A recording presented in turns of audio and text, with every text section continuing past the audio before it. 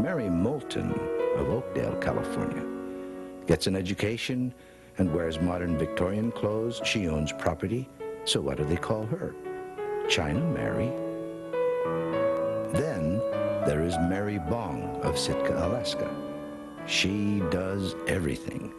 Runs her husband's restaurant, has a dairy farm, a fox farm. She blasts powder in the mines. She's a midwife, never loses a single baby. She hunts, she fishes, she works in the federal jail, and they call her China Mary.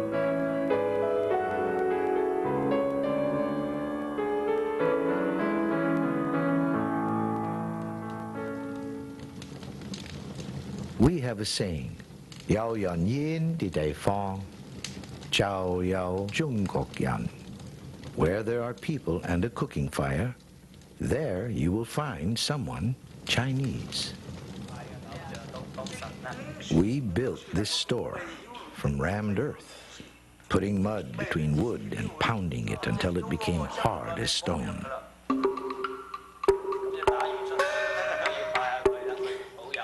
Sern Yong Dikwan Hai.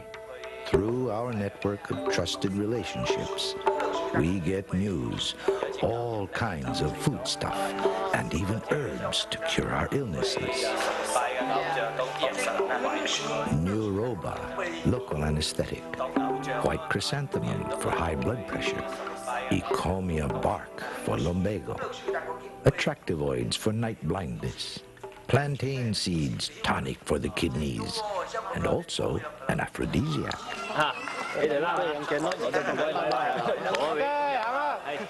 Sometimes the Chinese store was the only store around, so we sell things to white people too. Soap, biscuits, matches, even our herbs.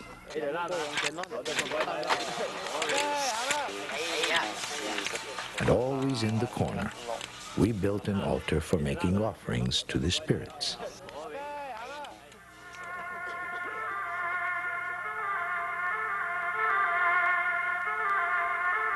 In this harsh and unwelcoming place, we brought what we needed to live.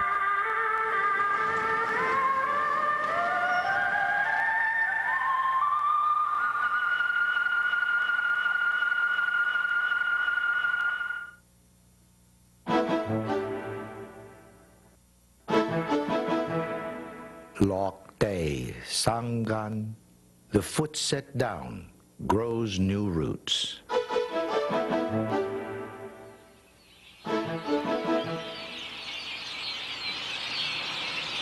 We recognized this fertile land.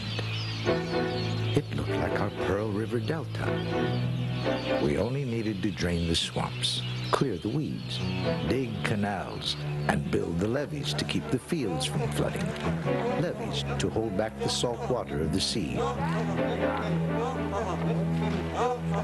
We reclaimed this land.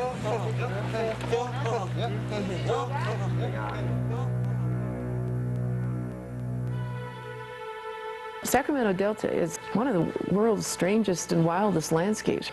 A very big river system spreads out, and so you have just a labyrinth of channels and passages of water through land, and a frequent flooding cycle where you have one of the world's great vegetable-producing pieces of turf. But it's not the kind of place that you can be in your individual. It's the kind of labor building up that water control system that requires a group. It requires people who are willing to collaborate. It requires people who are willing to put in a lot of preparatory labor before they start getting the rewards. It is Chinese people who see the potential in the Sacramento Delta. It is Chinese people who do the essential labor to make that place into what it still is, one of the great farm territories of the planet. It's Chinese people who see a potential where a Midwestern farmer is likely to say, not here, thank you.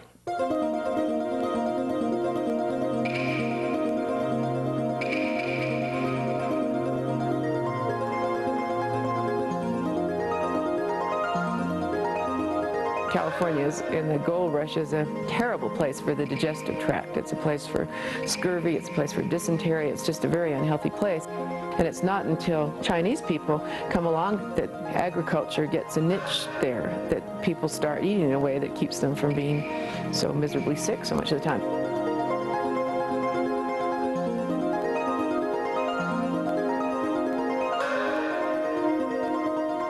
By 1870, 3/4 of the agricultural workforce in California was Chinese. They were the farm laborers, tenant farmers, gardeners, vendors, entrepreneurs, and citrus packers.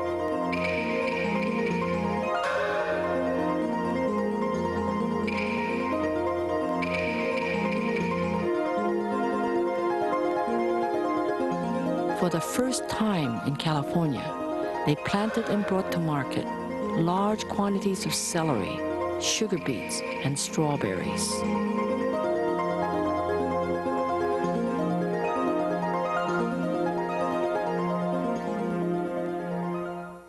Chinese laborers were the only game in town.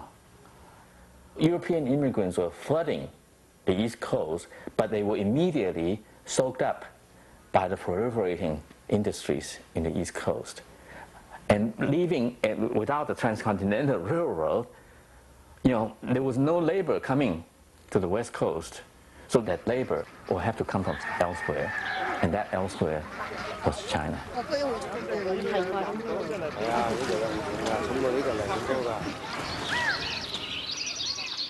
We do work all over, not only California, but up and down the coast, almost to Canada. We go wherever the labor contractor tells us to go.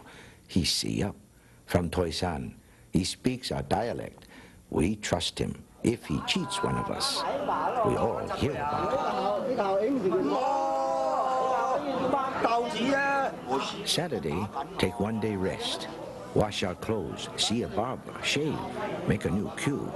Saturday night, everybody climb into the horse wagon, go to town. Who will be the big man? I'll pay the bill. No, I will pay. And lots of gambling. Sifo, mahjong, paigao, and look for good time ladies.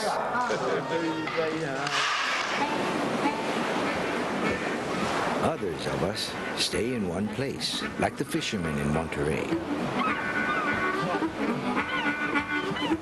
They fish for squid, seaweed, shark.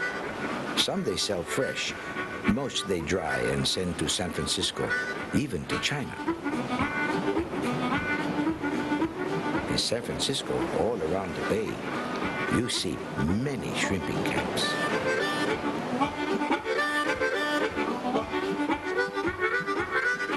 We catch more shrimp than other places in the United States.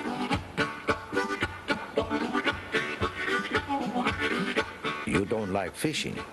You can start a small Chinese factory to make cigars, shoes, brooms, soap, clothes, many things nobody else makes.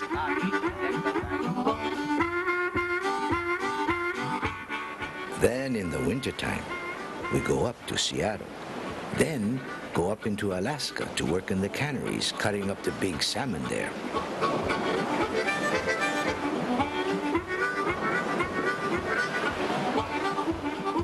Spring, we go back south again, to the California vineyards, picking grapes and making wine. We build wineries. Only Chinese stonemasons make this building. We use pick and axe to carve out this large cellar for storing the wine. Without us Chinese, California wine business would not be so big. And as it turned out, California's economic development in the 19th century could not have been accomplished without the Chinese. And I could say that unequivocally.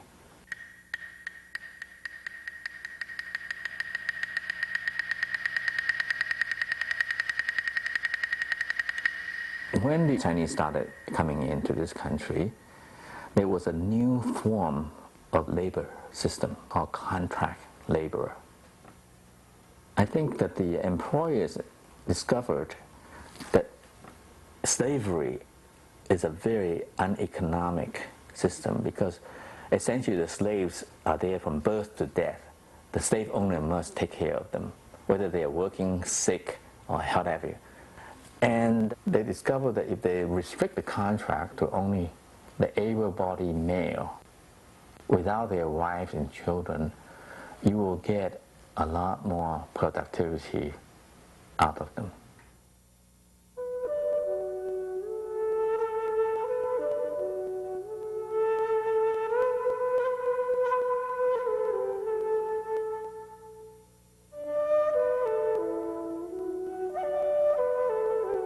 You have a situation where American laws create a peculiar society, a society with mostly single men, or men who may have families but have them back in China, and men who in that situation, it's true for any culture or society, if you have a bunch of men without a significant number of women, that's going to be a tremendous opportunity for prostitution.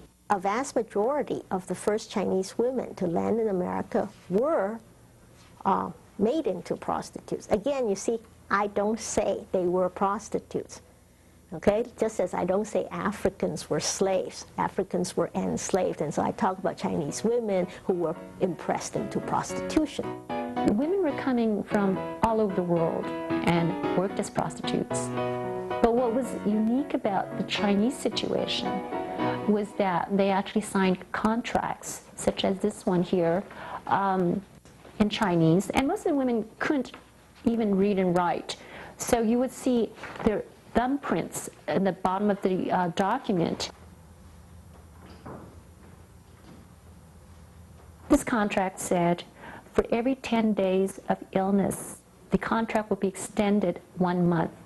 And illness could be when a woman cannot have sex, and that could be when she has her period, it could be when she becomes pregnant, it could be when she's really sick. So in essence, these contracts were indefinite. Mother, your daughter has come to America. I've been ill for several months. The man Wei Yao, who brought me to California, compelled me to pay him $1,000. I have already done so. Mother, you must be sure to take good care of yourself and not to worry. This illness of your daughter is not very serious. In a few days, probably there should be $200 or $300 sent to you for the new year. Daughter is not angry with you. It seems to be just my fate. What could we do? We came here as young men, and we grew old as lonely bachelors. Some of our Chinese men make a business of bringing our women from China and make lots of money, maybe $5,000 in 2 years for each woman. Then they pay the white immigration officers, the police, the hatchet men, the landlords. You know, everyone gets a cut. Only bad for Chinese women. They get almost nothing. Women who were accused of being prostitutes were actually the first group to be singled out for exclusion. And this was done officially by something called the Page Law, which was named after a congressional member from California. And this law was passed in 1875. And indeed, not only did it stop women from immigrating and coming as prostitutes, but it stopped women from coming, period, from China, or it decreased the numbers of women coming because it made it so hard. They were scrutinized and interrogated as if they were potential prostitutes. And so many women stopped wanting to come to the United States after the 1875 Act was passed.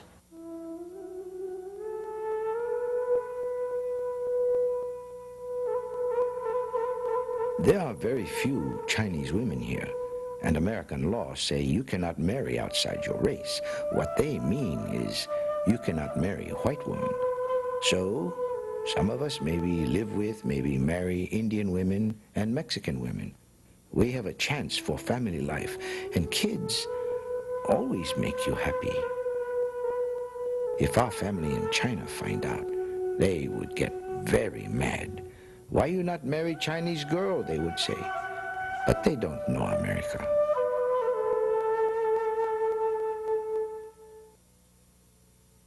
For over 100 years, the law and public opinion combined to interfere with the development of Chinese families. Families were separated for decades, sometimes forever. Communities were bachelor societies, single men growing older. The distorted ratio of Chinese men to Chinese women in America reveals the effects of discriminatory laws and attitudes. Not until 1970 does the balance finally become one man to one woman.